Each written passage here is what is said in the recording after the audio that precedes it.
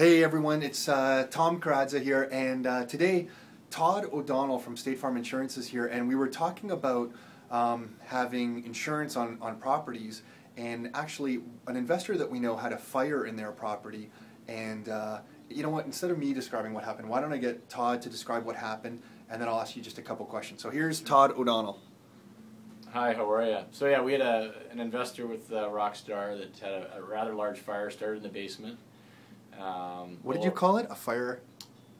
A fire started in the basement. Oh, got it. Over $100,000 in damage was caused. The tenant was trying to install something themselves. Not, wasn't obviously criminal, but it was their negligence that caused the fire. So we've repaired everything, but.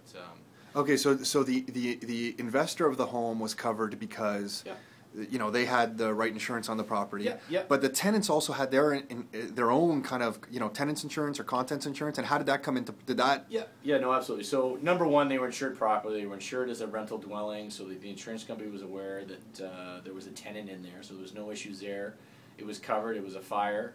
Now the tenant had their own insurance, so the tenant's insurance would cover their belongings, whatever was damaged as a result of the fire.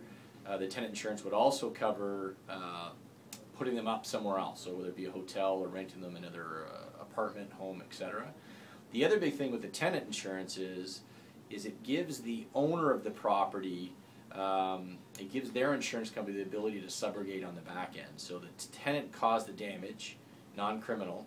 The insuring company is able to go after the tenant's insurance company to subrogate against that loss. So if I'm an owner of a building, and I have insurance and there's a fire, if my insurance company is able to subrogate on the back end, it just gives me a little bit of a better insurance history if I'm ever shopping around for insurance in the future, that I did my due diligence and I insured it properly. I had my tenant get their own insurance so that my insurance company was able to subrogate on the back end. And then was the insurance that they had on the property, did the tenants, they were put up at a place to stay, I guess? Yeah, I don't was know there some where they ended up, or yeah. but they did have insurance that paid for them to go elsewhere. I don't know where. Was that the tenant's insurance? That was the tenant's but insurance. Say the tenants didn't have that insurance. Yeah. Would the investors or the insurance you had with the investors on the property, given that kind of coverage, or is that totally separate? No, and again, that's why you want to have the tenant get their own coverage. Got it. Okay.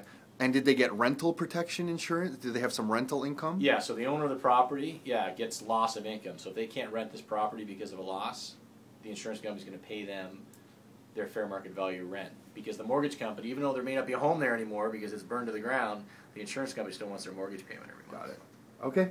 Todd, thank you. Hey, thank you. Cool. That's it, everyone. Get the right insurance. Until next time, your life, your terms.